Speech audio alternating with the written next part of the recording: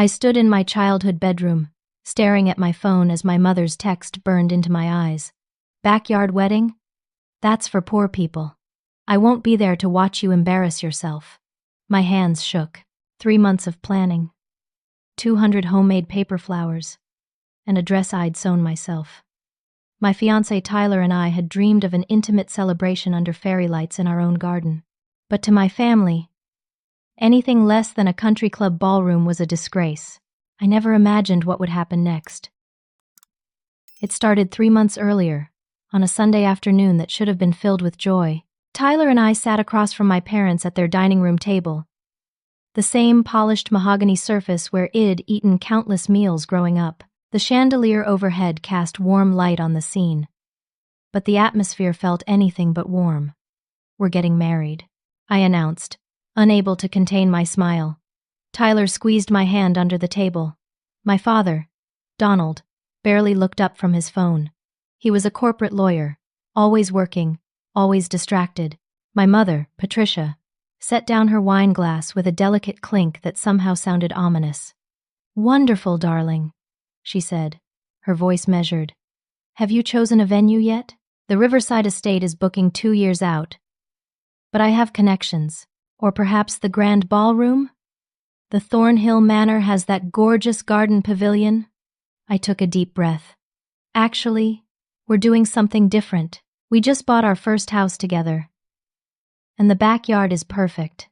We're thinking string lights, homemade decorations. Something really intimate and meaningful." The silence that followed felt like it lasted an hour.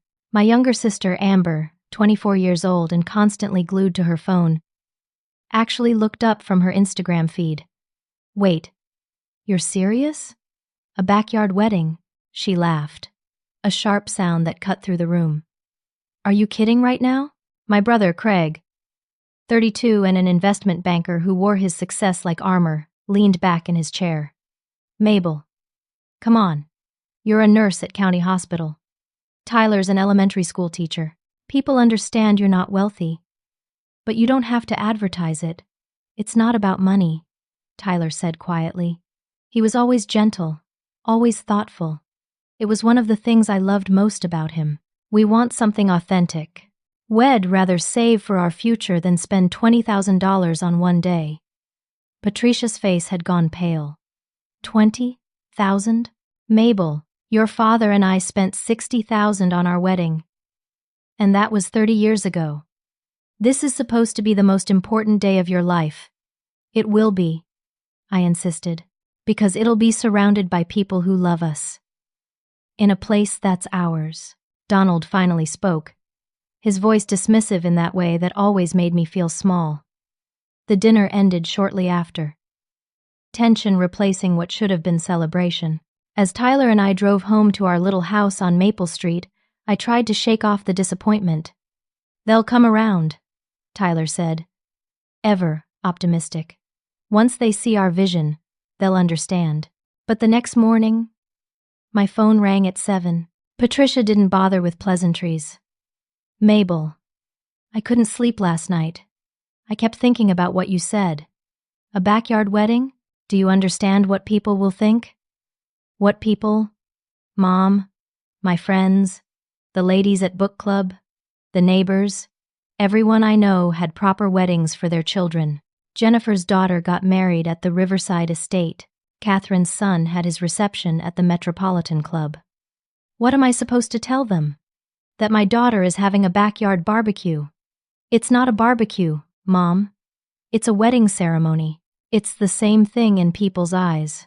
Her voice turned softer, almost pleading. "Darling, let me help. I'll pay for a real venue. We can find something lovely, something appropriate. You don't have to do this to yourself. I'm not doing anything to myself. This is what Tyler and I want." The warmth vanished from her voice. "You're making a huge mistake, but I suppose you'll have to learn that the hard way." She hung up. Over the next week, Amber launched what could only be described as a social media campaign. She didn't mention me by name, but her Instagram stories made her target clear. Pictures of elaborate weddings filled her feed, each captioned with comments like, "Goals, And this is how it's done. Then came the pointed post. Imagine having a backyard wedding in 2024. Couldn't be me. She tagged me in aspirational wedding content daily. My friends started asking questions. Is everything okay? Did something happen with the venue? Amber's posts seemed kind of pointed. The humiliation built slowly, like water rising in a tub. But the worst was yet to come. 2 weeks before the wedding, a message appeared in our family group chat. The one that included my father, mother, brother, and sister. Patricia had typed it, and seeing my name at the top made my stomach drop. Family. I've given this a lot of thought and spoken with everyone individually. We've decided that we cannot attend Mabel's wedding. We love her very much, but we cannot support this choice. It reflects poorly on all of us. When she's ready to have a proper celebration, something we can all be proud of, we'll be there with open arms. Below her message, thumbs up reactions appeared, one by one. Craig, Amber, even my father. My entire family was refusing to come to my wedding. I sat on the floor of our unfinished backyard, surrounded by boxes of string lights and bags of soil for the garden we were planting. The phone slipped from my hands. Tyler found me there 20 minutes later, tears streaming down my face. Unable to speak. The rejection spread like a disease through my extended family. I'd been hopeful that at least some relatives would stand apart from my parents' decision. But that hope crumbled quickly. My grandmother Helen called 2 days after the group chat message. She was 78, Patricia's mother, and had always been kind to me growing up. Surely she would understand. Mabel, sweetheart, she began, and I could already hear the apology in her voice. I heard about your wedding plans. Grandma, I wish you could see what we're creating. It's going to be so beautiful. I'm sure it will be, dear. But your mother knows best about these things. She's been through it all. Maybe you should listen to her wisdom. Grandma, please, will you at least come? The pause told me everything. I think it's best if I sit this one out, honey. Family unity is important. Maybe after some time passes, you'll all work this out. One by one. The responses came in. Cousin Sarah sent her regrets, claiming a work conflict that I knew was fabricated. Cousin Elizabeth cited car trouble. Uncle Robert, my father's brother, sent a brief email declining without explanation. Aunt Diane stopped returning my calls entirely. The RSVP count was devastating. 40 declined. Only 15 accepted, and those were all Tyler's family members and our closest friends. Work became another source of stress. I'd been so excited to share my wedding plans with my colleagues at the hospital, but that excitement curdled into something painful. During a break in the nurses' station, my coworker Jessica asked about the wedding. I'd confided in her before about the family situation, thinking I'd find support. But another nurse, Marcus, overheard our conversation. I don't know, Mabel, he said, stirring sugar into his coffee. Maybe your family has a point. I mean, backyard weddings are kind of budget, and if it's causing this much family drama, is it worth it? Jessica shot him a look, but the damage was done. I felt judged even in my workplace, in the hospital where I'd worked for 5 years, where I'd held crying children and comforted worried parents and given everything I had to my patients. The final confrontation came on a Wednesday evening. Tyler was still at the elementary school, staying late to prepare his classroom for the next day. I was in the backyard, watching contractors install the string lights we'd ordered, when I heard a car door slam. Patricia stood at the side gate, dressed impeccably as always in a cream pantsuit, her hair perfect, her expression anything but. I didn't know you were coming, I said. I needed to see this for myself. She walked into the backyard, her heels sinking slightly into the soft grass. Her eyes swept over the space, taking in the half-finished landscaping, the posts for the string lights, the area we'd marked off for the ceremony. This is worse than I imagined. Mom, it's not done yet. We're planting flowers here, and the lights will be beautiful at night, and we're building an arch right there. She turned to me, and I saw something in her face I'd never seen before. not anger. Pity. Mabel, please. I'm embarrassed for you. This is your one wedding, your one chance to do this right. And you're throwing it away for what? To prove some point about being different? About being above materialism? It's not about being above anything. It's about being true to ourselves. True to yourself? Darling, you're a nurse. You're marrying a teacher. There's no shame in that. But you don't have to make your limitations so visible. Let me help you. Let me give you something beautiful. This will be beautiful. No. Patricia's voice went cold. This will be sad. And I won't stand there and watch you humiliate yourself in front of whoever shows up to this event. Then don't come. I won't. She started walking back toward the gate, then turned. Don't call me until you've come to your senses. After she left, I sat in the backyard for a long time, surrounded by the evidence of our preparations. The garden stakes wed driven into the ground, the paint samples for the homemade arch, the list of songs wed chosen, pinned to our refrigerator inside. Tyler found me there when he came home, sitting in the twilight, questioning everything. Maybe we should cancel, I whispered. The wedding. No. But maybe they're right. Maybe this is embarrassing. Maybe I'm being selfish, destroying my relationship with my family over one day. Tyler sat beside me on the grass, still wearing his teacher clothes. Grass stains be damned. Can I show you something? He pulled out his phone and played a video. It was shaky, clearly recorded by him in his classroom.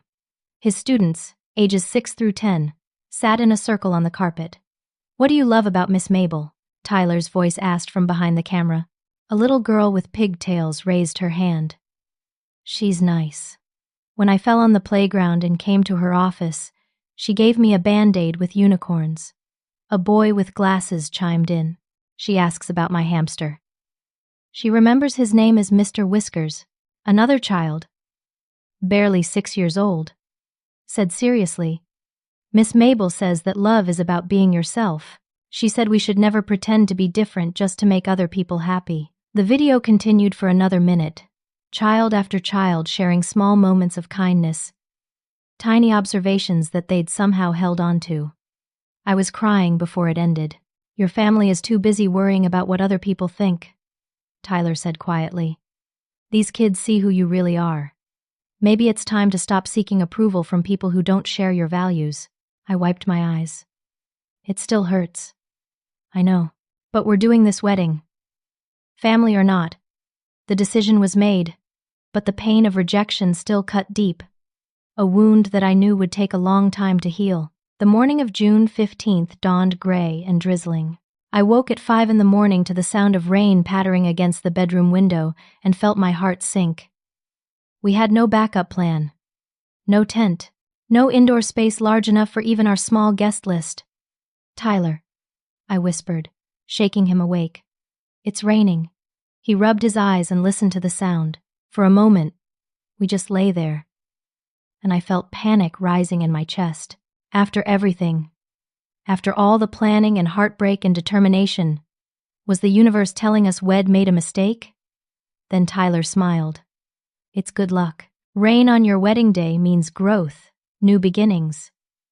That's not a real thing. It is if we decide it is. By 6 a.m, Tyler's family started arriving. His mother Barbara came first, carrying what looked like every towel she owned. His father, his sister Hannah, his brother Marcus, all showed up with supplies and ready to work. Rain or shine, Barbara said, hugging me.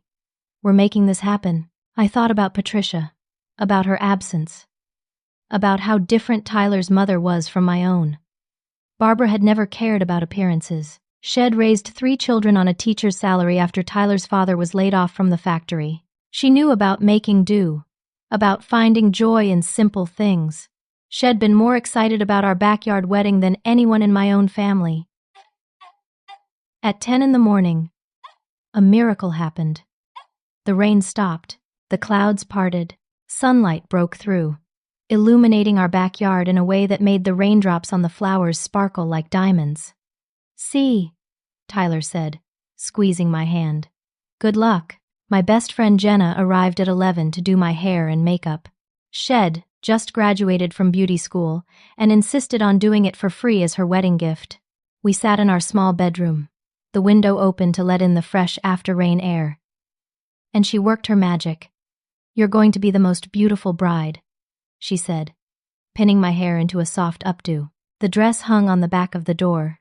I'd found vintage lace at an estate sale 6 months ago and spent 3 months reconstructing it, teaching myself to sew properly through YouTube videos and sheer determination. It wasn't designer.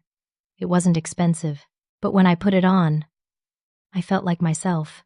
I looked in the mirror, and for a moment, sadness washed over me. My mother should have been here. She should have helped me with the buttons, fixed my veil, told me I looked beautiful, but the chair beside me was empty. Tyler's sister Hannah appeared in the doorway. "Oh, Mabel," she breathed. "You look absolutely stunning." It wasn't the same as having my mother there, but it was something. At 2 in the afternoon, guests started arriving. Our neighbor Mrs. Chen, an elderly woman who'd been helping with grocery shopping every week for the past 2 years, appeared at the gate carrying a huge container. "I made dumplings," she announced in her accented English. "For celebration. Family recipe." Mr. and Mrs. Rodriguez from across the street set up a taco station they'd prepared, refusing to let us pay for it. "You helped us when Maria was sick," Mrs. Rodriguez said. "This is how we say thank you." People kept coming. Friends I hadn't seen since high school. Neighbors from down the street. The mailman who always asked about my day. Our small backyard filled with 22 people. A number that would have horrified my mother but felt perfect to me. Tyler's best friend Aaron, who'd gotten ordained online to officiate, stood under the arch wed, built. White flowers climbed the wooden frame. The string lights would glow once the sun set. Everything was simple and perfect, and ours. The ceremony began at 3 in the afternoon. Tyler stood at the arch in a simple gray suit, his eyes already wet with tears. My father should have walked me down the aisle. But Tyler's father offered, and I accepted gratefully. We'd spent months writing our vows. Tyler went first. "Mabel, I promise to always see you, not just look at you. To understand that you're not a reflection of anyone else's expectations but a person with your own dreams and values. I promise to show up. Especially when it's hard. I promise to build a life with you where we can breathe freely and be completely ourselves." My turn came, and my voice shook. "Tyler, you taught me that love isn't about perfection or approval. It's about presence and authenticity. I promise to choose us every day, to honor what we've built together, to create a home based not on what looks good but on what feels true. I promise to never let someone else's opinion matter more than our shared reality." Around us, people cried, not because the ceremony was elaborate or expensive, but because it was real. Then something happened that I hadn't planned, that nobody had orchestrated.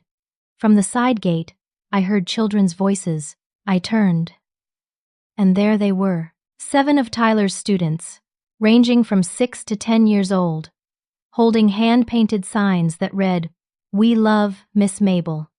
They begged us to bring them. One parent explained sheepishly. Tyler mentioned the wedding, and they made the signs at recess. We couldn't say no.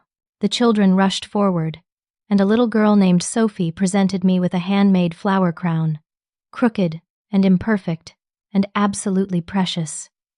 "We made it in art class," she said, "because you're a princess today." I knelt down in my dress, not caring if it got dirty, and hugged each child.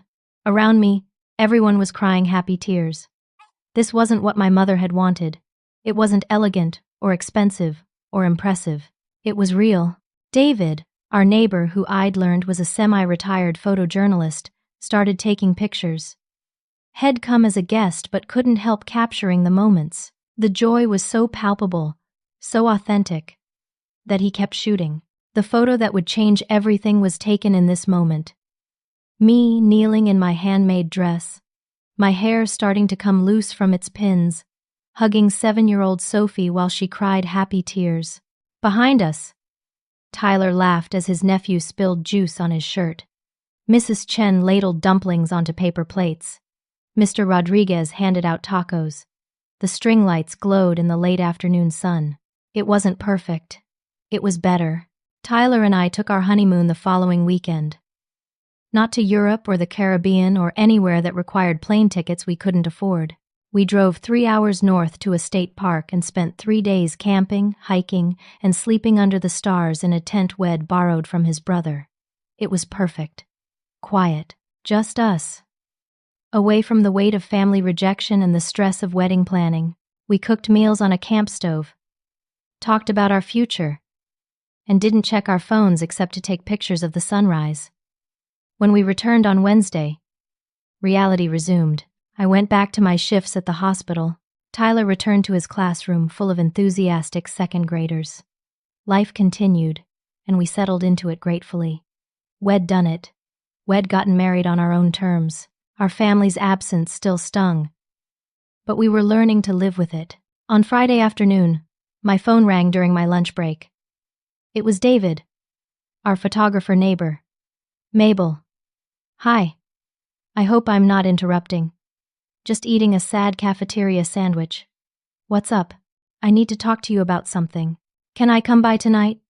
His tone made me nervous, but I agreed. He arrived at 7, carrying his camera bag and his laptop. Tyler and I sat on our worn couch as David set up his computer on our coffee table. I have to tell you something about your wedding photos, he began. I hope you won't be upset. My stomach dropped. Are they bad? No. They're extraordinary. Mabel. I've been doing photography for 30 years. I've shot wars, natural disasters, political events.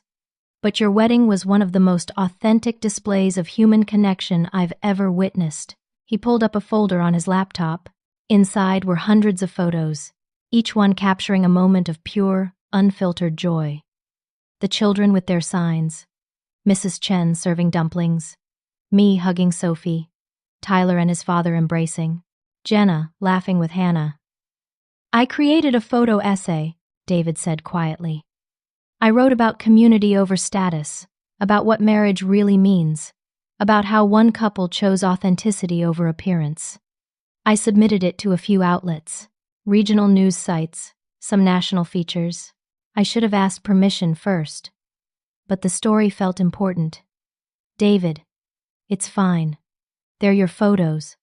There's more. The local news website published it yesterday. By this morning, it had been picked up by a regional outlet. An hour ago, a national lifestyle website featured it. Mabel, it's going viral. He turned his laptop to show us. The article headline read, Community over Status, How One Couple's Backyard Wedding Showed What Marriage Really Means. The main photo was me hugging Sophie, both of us crying happy tears. Below the image, comments scrolled endlessly. This is what real love looks like. I spent $40,000 on my wedding and felt nothing like this. Her family missed out on something beautiful. We need more of this in the world. Tyler and I read in silence. The article included quotes from our neighbors about our character. Mrs. Chen talked about how I helped her every week. The Rodriguez family mentioned when Eid watched their daughter during an emergency. Tyler's students' parents shared stories about his kindness as a teacher. How many people have seen this? I asked, my voice barely a whisper. Last I checked, 800,000. And climbing. Over the weekend, the numbers exploded.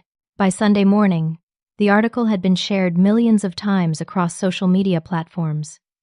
People were creating hashtags, sharing their own stories of family pressure around weddings, discussing the wedding industry, materialism, and authentic relationships. My phone wouldn't stop buzzing. Friend requests, messages from strangers, journalists requesting interviews. But the messages that made my hands shake came from family members. First, cousin Sarah. Oh my God, I just saw your wedding online. It's everywhere. I had no idea it would be so beautiful. Congratulations, then Aunt Diane. Mabel, honey, why didn't you tell us it was going to be like this? The photos are stunning. Uncle Robert. Saw you on the news website, kiddo. Your wedding looked pretty special. Impressive. My sister Amber called 6 times before leaving a voicemail. Mabel. It's me. We really need to talk. Like, seriously need to talk. Can I come over? My brother Craig sent a text. Hey. Saw your viral moment. Congrats, I guess? Looks like it turned out okay. My father sent an email, brief and formal. Your mother saw the article about your wedding. She's quite upset. We should discuss this as a family. Then, on Sunday evening, my phone lit up with my mother's name. I stared at it, my thumb hovering over the answer button. It rang 4 times before going to voicemail. I listened to her message with Tyler beside me on the couch. Mabel. It's Mom. Her voice sounded strained. I saw the article, and the photos, and all the attention it's getting. We should talk about this. I didn't realize it would be so. Well, we need to talk. Call me back when you can. I looked at Tyler. They want back in. Because it's publicly validated now. They didn't want me when it mattered. Now they do because other people approve. The realization hurt worse than the initial rejection. My family hadn't changed. They hadn't suddenly understood what mattered. They simply wanted to be associated with something successful. Even if success was measured in social media shares instead of substance. Saturday morning, a week after the article went viral. Our doorbell rang at 9 in the morning. I was still in my pajamas, hair uncombed, enjoying a lazy weekend morning with Tyler. Through the peephole, I saw Amber standing on our porch, holding 2 expensive coffee drinks and a bag from the fancy bakery downtown. I opened the door. Amber, peace offering, she said, holding up the coffee and pastries. Can I come in?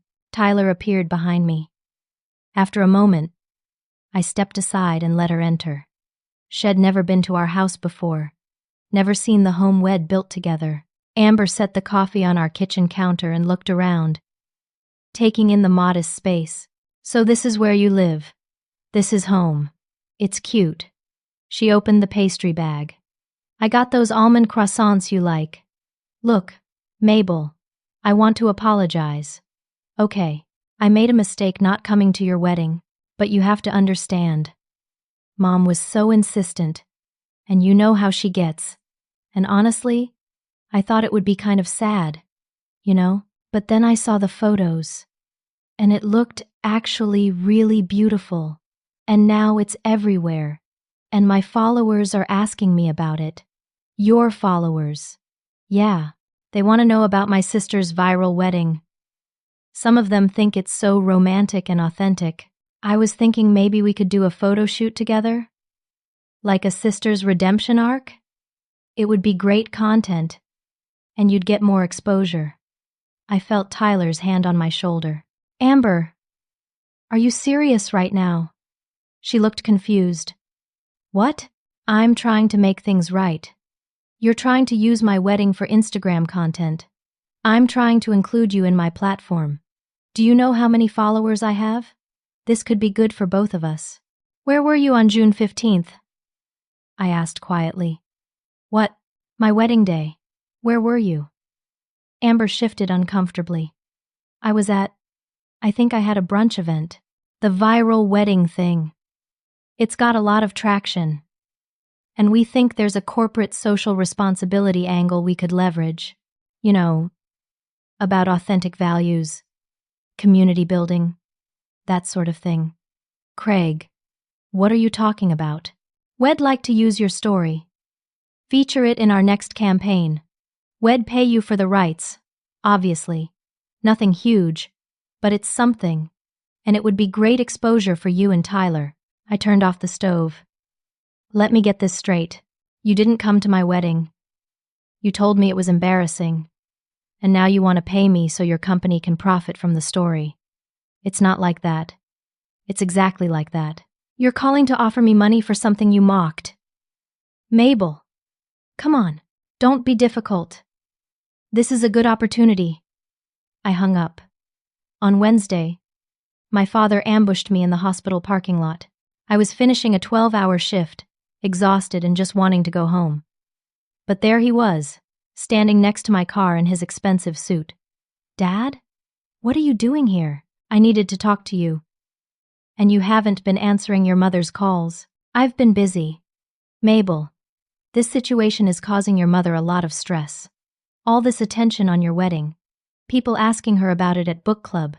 Her friends sending her the articles. She's having a difficult time. She's having a difficult time. Yes. She feels blindsided by all of this. She thinks you should have warned her that the wedding was going to become such a spectacle. I stared at my father. This man who'd missed one of the most important days of my life because it didn't meet his standards. Dad, did you come here to apologize? He looked uncomfortable. I think we all made decisions we regret, but the important thing is moving forward. Your mother wants to have a family dinner. Clear the air. Put this behind us. Put what behind us? All this tension. The wedding situation. We need to get back to normal. Normal? You mean pretending you didn't abandon me? We didn't abandon you. We made a choice we thought was right at the time. Right for who? He couldn't answer that. He stood there in the parking lot. And for the first time, I saw him clearly. Not as my father, but as a man who'd built his entire life around other people's opinions and couldn't understand why I'd chosen differently. I need to go home, I said. Will you at least think about the dinner? I'll think about it. But the worst was yet to come. On Friday evening, Patricia appeared at our door. She looked perfect, as always. Hair styled, makeup flawless. She flinched slightly. That's not fair, isn't it? You said I was embarrassing. You refused to come. Now that strangers on the internet approve, suddenly you're proud of me. Patricia's composure cracked slightly. I'm your mother. Don't I deserve a chance to make this right? How? She brightened. And I realized she'd been waiting for this opening. I want to host a belated reception. At the country club, we can invite everyone. Extended family. My friends. Do this properly. Professional photos, proper catering, everything you should have had. I'll pay for all of it. You want to redo my wedding. Think of it as a second celebration, a chance for everyone who missed the first one to be part of it, a way to bring the family back together. I looked at Tyler. He was watching Patricia with an expression I'd never seen before. Not anger, exactly. Sadness. Mom, do you understand what you're offering? I'm offering to give you the wedding you deserved. No. You're offering everything except what I actually needed. I don't understand. I needed you there on June 15th. I needed you to support my choice even if you didn't understand it. I needed you to show up because you love me, not because you approve of me. You're offering me a venue, and catering, and professional photos, but you're not offering the one thing that would actually matter: unconditional love. Patricia stood there, holding her expensive wine, and I could see her struggling to understand. The concept was foreign to her. In her world, love was conditional. It was earned through meeting expectations, maintaining appearances, following the rules she'd spent her whole life learning. I don't know what you want from me, she said finally. I wanted you at my wedding. That's all I ever wanted. She left soon after, and Tyler held me while I cried. Not because Id wanted the country club reception, but because Id wanted my mother. And she still couldn't give me what I actually needed. That night, Tyler and I stayed up late talking. We sat in our small living room, the one we'd furnished with thrift store finds and hand-me-downs, and processed everything that had happened. Part of me wants them back, I admitted, even knowing they're here for the wrong reasons. That's natural. They're your family. But if the wedding hadn't gone viral, would they be here? Would they care? We both knew the answer. No, they'd still be gone. Still be maintaining their boycott. Still be waiting for me to apologize for not meeting their standards. My family isn't perfect either, Tyler said. My dad lost his job when I was 12. and we struggled for years. But they showed up. They've always shown up, even when things were hard. I thought about Barbara, Tyler's mother, who'd arrived at 6 in the morning on our wedding day with towels and determination. About his father, who'd walked me down the aisle without hesitation. About his sister, who'd told me I was beautiful when my own mother was absent. What kind of relationship is worth having? I asked. One based on conditions and approval? Or nothing at all? Tyler took my hand. I think that's your decision to make, but I'll support whatever you choose. The next morning, I found myself thinking about my childhood, not the happy memories, but the patterns it overlooked. My high school graduation, it'd been valedictorian, but Patricia had been more concerned with getting the perfect photo for her friends than celebrating my achievement. The backdrop had to be just right. My gown had to hang perfectly. Wed spent 20 minutes arranging and rearranging before she was satisfied. When I'd graduated nursing school, there had been disappointment because I hadn't become a doctor. Nurses are wonderful, Patricia had said. But you were smart enough for medical school. When I'd introduced them to Tyler, there had been comments about his profession. A teacher? Well, it's noble work, I suppose. But don't you want someone more ambitious? Every milestone had been filtered through their expectations, their standards, their need for external validation, and I'd spent my whole life trying to meet those standards, exhausting myself to earn approval that was always conditional, always just out of reach. The phone call came on Tuesday. A producer from a national morning show wanted to interview Tyler and me. The story had resonated with so many people that they wanted to feature us. It's a great platform, the producer said. Millions of viewers. A chance to share your message about authentic love and family.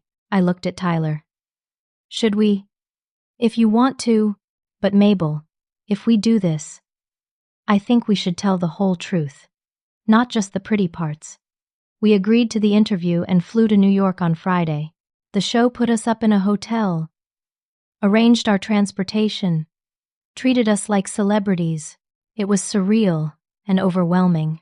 In the green room before our segment, sipping bad coffee and trying not to wrinkle our clothes, I heard a familiar voice in the hallway, my mother's voice. I stepped out and found Patricia talking to a producer. She was dressed impeccably, her television-ready outfit perfectly coordinated, her smile bright and false. Mom? What are you doing here? She turned, and for a moment, her mask slipped, then it was back in place. Darling, I couldn't let you do this alone. I wanted to support you. The producer looked between us. Mrs. Davis, we weren't expecting you. But if Mabel wants you to join the interview, we can arrange it. All eyes turned to me. Tyler stood in the doorway of the green room, watching. This was the moment. I could let Patricia on camera, let her be part of the story, maintain the facade of family unity. Or I could choose truth. No, I said quietly. This interview is just for Tyler and me. Patricia's smile froze. Mabel, don't be silly. I'm your mother. Of course I should be there. You weren't there when it mattered. I'm here now, because the cameras are here. The producer looked uncomfortable. I'll give you ladies a moment. She disappeared down the hallway. How can you be so cruel? Patricia hissed. I'm trying. You're performing. There's a difference. We went on air 20 minutes later. Just Tyler and me. The host was warm and friendly, asking about our love story, the wedding planning, the family situation. We heard your family didn't attend the wedding, she said gently. Can you talk about that? This was it. The moment of truth. I could soften it, make excuses, protect my family's image. Or I could be honest. My family called our wedding embarrassing, I said. They said backyard weddings were for poor people. They refused to come. My mother told me she was embarrassed for me. And when the wedding went viral, when it became publicly validated, suddenly they wanted to be part of it, Tyler added. We learned that real family shows up, not just when it's convenient or socially advantageous, but especially when it's hard. The people who came to our wedding, our community, our neighbors, our students, they're the ones who saw us and chose to celebrate with us. The interview continued, and I felt lighter with every honest word. We talked about learning to value authenticity over approval, about building a life true to your values, even when it costs you relationships, about the difference between performing love and actually loving. The response was immediate. Social media exploded with comments from people sharing their own stories of family rejection, of choosing authenticity over expectation, of finding found family when blood family failed them. After the interview, in the hallway outside the studio, they were all there. Patricia, Donald, Craig, Amber. They'd somehow gotten past security, determined to be part of this moment. Patricia's face was red with fury. How could you embarrass us on national television? I embarrassed you. The words came out before I could stop them. 30 years of holding back suddenly released. You abandoned me on my wedding day. You called my choices shameful. You refused to support me unless I met your standards. And when I finally achieved something you could brag about, you showed up. Not for me, for your image. Amber stepped forward. Do you know what my followers are saying now? They think our family is toxic. Maybe they're right. Craig's face was cold. This makes us all look terrible. Then maybe you should have acted better. My father, always the lawyer, tried a different approach. Mabel, this is inappropriate. We're your family. We deserve respect. You're right. You are my family. I looked at each of them. These people had spent my whole life trying to please. You taught me that image matters more than love. That approval must be earned by meeting arbitrary standards. That celebration is only valid if other people think it's impressive. You taught me all of that. I paused, feeling Tyler's presence beside me, solid and supportive. But Tyler and his family taught me something better. They taught me that love shows up, not just when it's convenient or socially advantageous, but especially when it's hard. You weren't there on the most important day of my life. Not because you couldn't be, but because you chose your comfort and your image over me. And now you're here, because being associated with a viral story benefits you. The hallway was silent, except for the distant sound of studio equipment. You don't get to show up now, I continued, my voice steady. You don't get to rewrite history or pretend you were supportive all along. You made your choice. I'm making mine. I'm choosing people who actually see me, who celebrate me for who I am, not for who they want me to be. Patricia called after us as Tyler and I walked away. You'll regret this. You're destroying this family. I didn't turn around.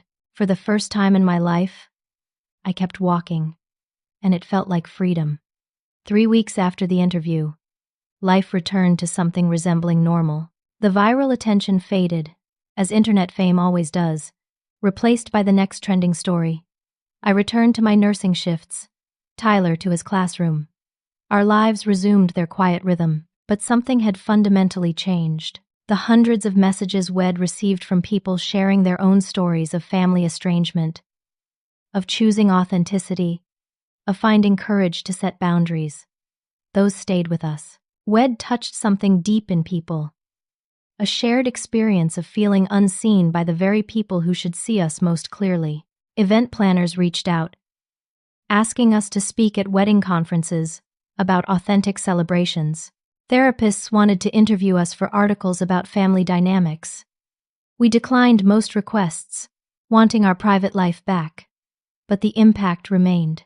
The extended family splintered in ways I hadn't expected. Some sided completely with my parents, sending cold messages about disrespect and family loyalty. But others reached out privately with apologies. Aunt Diane called on a Tuesday evening. Her voice was thick with tears. Mabel, I need to tell you something. I was wrong. I went along with your mother because it was easier than standing up to her. I watched her control your whole childhood, always worried about appearances, and I said nothing. I failed you, and am sorry. Aunt Diane, no. Let me finish. I want to try again, if you'll let me. Not because your wedding went viral, because I should have been there from the beginning, and I wasn't. and am ashamed of that. I understand if you don't want a relationship with me, but I needed you to know that I see it now. I see what we did to you. We talked for an hour. It was uncomfortable and painful and honest. She didn't make excuses. She took full responsibility. And while I couldn't immediately trust her, I appreciated the effort. My grandmother Helen called next, and that conversation broke something open in me. I taught your mother everything she knows, Helen said, her elderly voice quavering. I taught her that appearances matter, that people's opinions define your worth, that love is something you earn through achievement. I taught her all of that. And she taught you. And watching that poison spread through our family. 80 years old, Mabel. I don't have time to waste on pride. I was wrong. And sorry. She started seeing a therapist, she told me, at 78 years old. She was trying to unlearn a lifetime of toxic patterns. It wouldn't heal everything, but it was something. Craig and Amber remained distant, too invested in their own images to truly examine their behavior. My father sent occasional emails, stilted and formal, trying to maintain some connection without actually addressing what had happened. And my mother sent a letter, not a text or email, but an actual handwritten letter that arrived in our mailbox on a Thursday afternoon. I sat on our porch and read it twice. Mabel, it began. I've been in therapy for 6 weeks now. My therapist asked me to write you a letter, not to send, just to process my feelings. But I think you deserve to read it. I'm not asking for forgiveness. I'm not even sure I deserve it, but I need you to know that I'm trying to understand. I built my entire life around what other people think of me. Every decision I've made, every choice, has been filtered through what will people say. I don't know who I am without that external validation. I don't know what I actually like, what I actually want, what I actually believe. I'm 62 years old, and I'm just now realizing that I've been performing my whole life. Watching you choose differently terrified me. If you could be happy without approval, what did that say about all my choices? About the life I'd built? It was easier to reject you than to examine myself. That's not an excuse.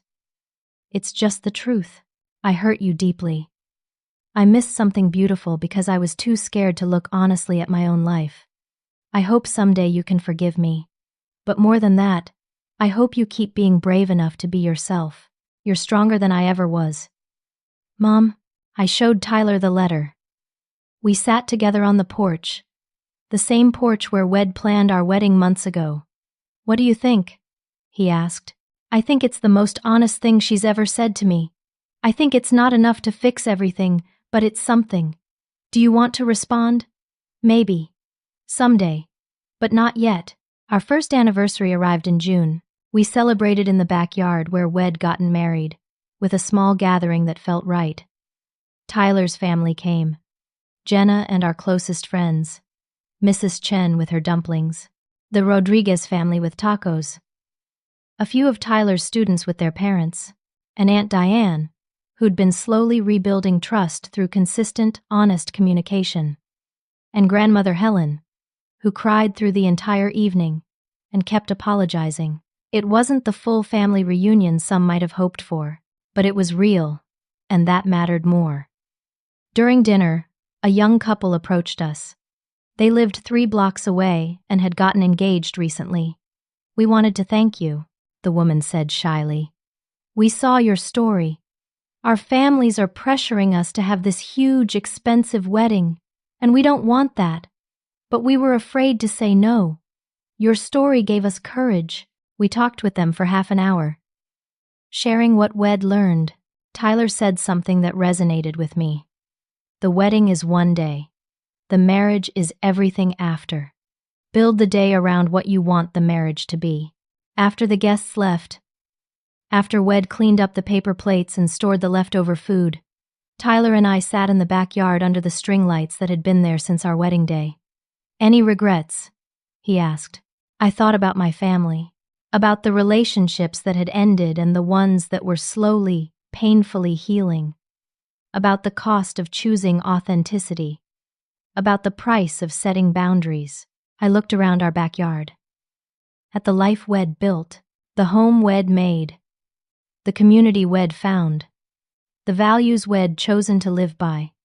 Not a single one. I'd learned something profound in this journey. I'd spent my whole life thinking that family meant blood, that love meant never disappointing people, that belonging required constant performance. I thought if I could just be good enough, successful enough, acceptable enough, I'd finally earn the unconditional love I craved. But standing in this backyard a year ago, with children handing me a crooked flower crown while my mother refused to answer my calls, I'd learned something better. Real love doesn't wait for perfect conditions. It doesn't need viral validation or social approval. It shows up in the rain with homemade dumplings. It stays when things are messy and small and imperfect. It celebrates who you actually are, not who you might become if you just tried harder to meet someone else's standards. Some people will never understand your choices. That's not your failure. They're operating from their own wounds, their own fears, their own limitations. Your only job is to build a life so true to yourself that you can breathe freely in it. A life where your worth isn't determined by someone else's approval, where your joy isn't dependent on external validation, where your peace comes from internal alignment. The people who matter will either celebrate that authenticity or they'll learn to. And the ones who don't? They're teaching you something too. They're teaching you that you're stronger than their rejection, that your worth was never theirs to determine, that you can survive losing people you love if keeping them means losing yourself. Family isn't just about blood. It's about who shows up, who sees you, who celebrates your joy instead of critiquing your choices, who loves you not despite who you are, but because of it. Tyler took my hand under the fairy lights, and we danced slowly in our small backyard, in the space where Wed committed our lives to each other, where Wed chosen truth over performance, where Wed learned that sometimes the most radical act is simply being yourself. This is what I know now. Happiness isn't about pleasing everyone. It's about honoring yourself so completely that the right people are naturally drawn to your authenticity. It's about building a life that feels true even when it looks different from what others expect. It's about understanding that you can love your family and still set boundaries, that you can hope for reconciliation while accepting that some relationships may never heal, that you can grieve what you didn't get while celebrating what you have. I looked at Tyler, at this man who'd stood beside me through rejection and judgment, who'd supported my choices even when they were hard, who'd helped me understand that I was worthy of unconditional love. "Thank you," I whispered. "For what?" "For showing up." And that, I realized, was everything. Not the perfect venue or the impressive guest list or the expensive flowers. Just showing up, being present, choosing love over image, authenticity over approval, truth over performance. Our wedding had been small and simple and absolutely perfect. Not because it went viral or because people eventually validated it, but because it was ours, real and honest and true. And that was worth more than any country club ballroom could ever be. I'd like to hear from you. Have you ever had to choose between pleasing your family and being true to yourself? How did you navigate that? Share your story in the comments below. Your experience might help someone else who's struggling with the same choice. And if this story resonated with you, please like this video. Subscribe to the channel for more authentic stories about real relationships and real choices. And share this with someone who might need to hear it. Thank you for listening to my story. May you always have the courage to choose authenticity over approval. And may you find the people who love you for exactly who you are.